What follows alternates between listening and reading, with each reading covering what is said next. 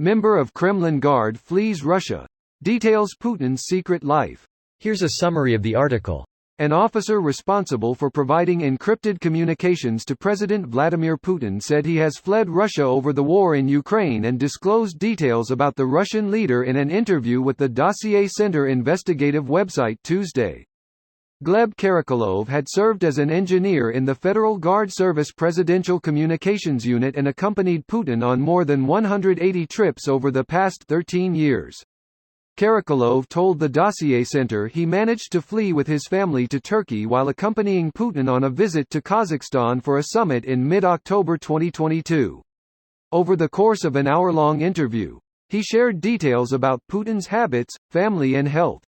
Karakulov said Putin still does not use smartphones or the Internet and demands that Russian state-run television be available on his foreign trips. Karakulov said his reservations toward Russia's leadership first appeared with the annexation of Crimea in 2014 and his work organizing expensive trips for Putin and Prime Minister Mikhail Mishustin. These reservations reached a tipping point the day Russian troops invaded Ukraine on February 24, 2022. Then after Putin declared a mobilization of reservists on September 21. This post received a score of 12,000, with an upvote ratio of 97%. Here are the top comments in response to this article. Damn, I had heard about this and this interview corroborates the story.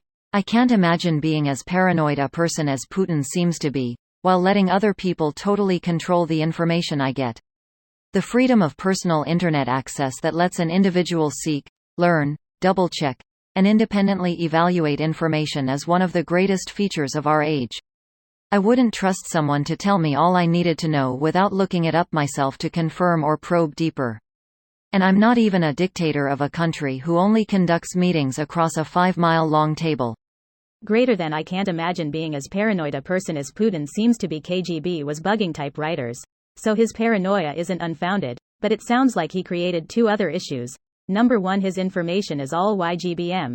You gotta believe me, from trusted people. So it could all be horseshit. Number two, instead of one internet connection that is secure, he's outsourced the problem, so he's depending on his inner circle being as paranoid about information security as himself.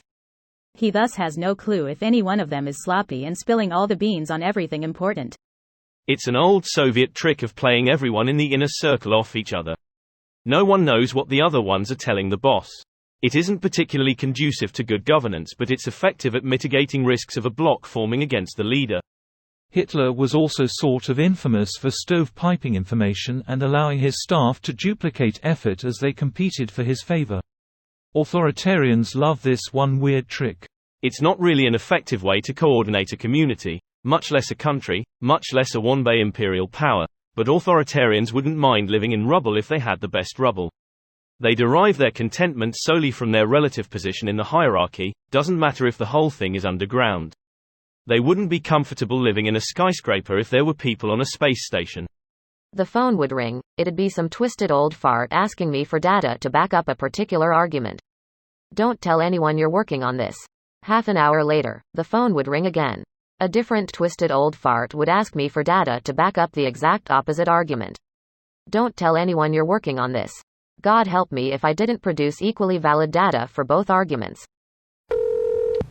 Knowing that his defection violated Russian law, Karakulov said, it would have been an even bigger crime if I had stayed in my job. We need more Russians like that.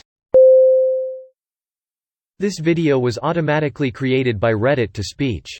The article and comments in this video were selected from Reddit according to their upvotes, and any paraphrasing was performed by smmry.com, without any human intervention.